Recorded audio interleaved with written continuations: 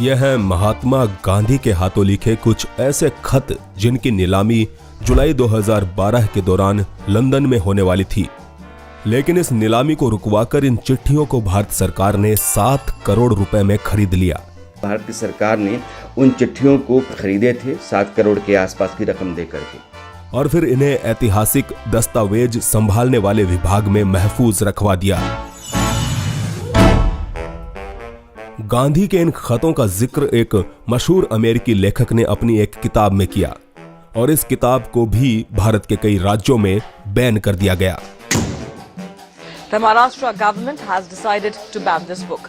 दरअसल गांधी के लिखे ये खत एक सवाल खड़ा करते हैं।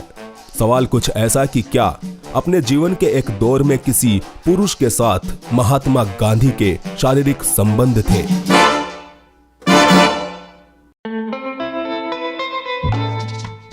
यह खत गांधी ने दक्षिण अफ्रीका में रहने वाले एक शख्स को लिखे थे जिसका नाम था हरमन कालेनबाख।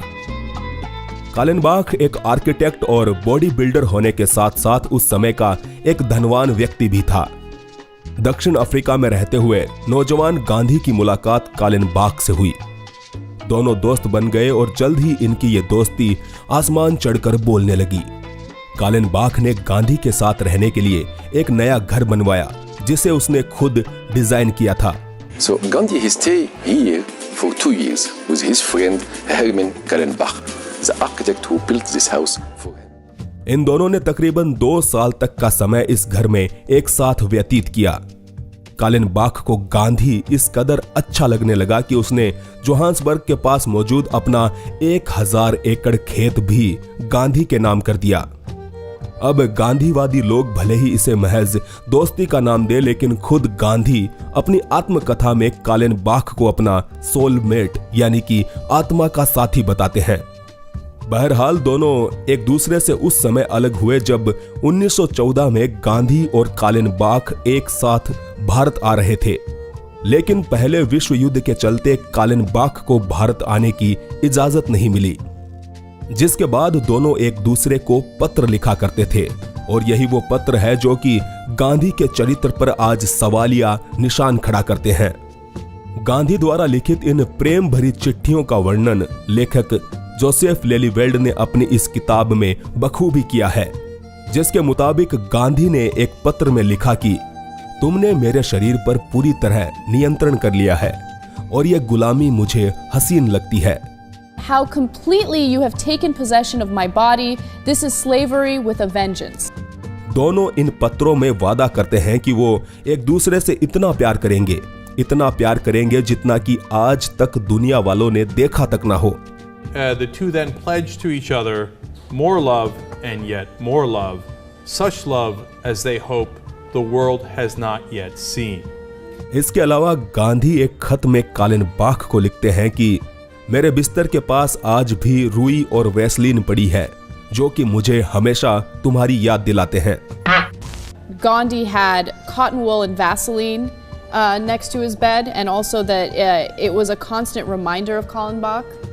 तो रुई और वैसलीन का दो दोस्तों के बीच में क्या काम हो सकता है, समझ पाना थोड़ा मुश्किल है। खैर, उन्होंने कालेनबाख से एक खत में वचन लिया कि तुम कभी किसी महिला की ओर ललचाई निगाहों से नहीं देखोगे। एक खत में उन्होंने लिखा कि मैं कभी कल्पना भी नहीं कर सकता कि पुरुष और स्त्री के बीच इंटरकोर्स इतना बदसूरत हो सकता है। सन 1933 में भेजी चिट्ठी में गांधी ने अपनी पत्नी को सबसे जहरीली औरत बताया। इन पत्रों को आधार बनाकर जोसेफ लेलीवेल्ड ने अपनी किताब ग्रेट सोल में दावा किया कि हरमन कालेनबाख के साथ रहने के लिए ही गांधी ने अपनी पत्नी से किनारा कर लिया और ब्रह्मचर्य धारण कर लिया। हैरानी की बात है कि खुद गांधी की पत्नी कस्तूरबा गांधी भी अपनी डायरी में लिखती है कि कालेनबाख के सानिध्य में आने के बाद से मेरा पति मुझसे दूर होता जा रहा है। जाहिर है कालेनबाख ने भी गांधी को पत्र लिखे थे, लेकिन वो पत्र आज तक नहीं मिले। शायद गांधी जी उन्हें संभाल कर नहीं रख पाए।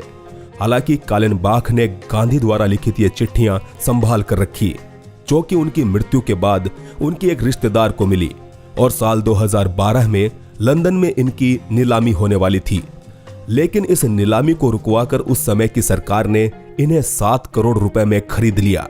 India's Ministry of Culture looked through these letters and wrote back to the government, it is, quote, the highest priority that we purchase these right away.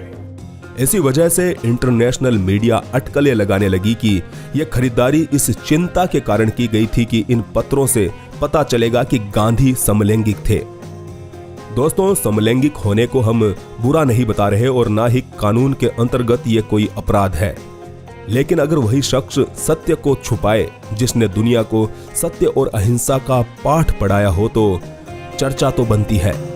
खैर, वीडियो अच्छा लगा हो तो लाइक जरूर करें, अपने दोस्तों के साथ शेयर करें और हमारे चैनल पर अगर आप नए हैं तो सब्सक्राइब करके जरूर जाएं। धन्यवाद।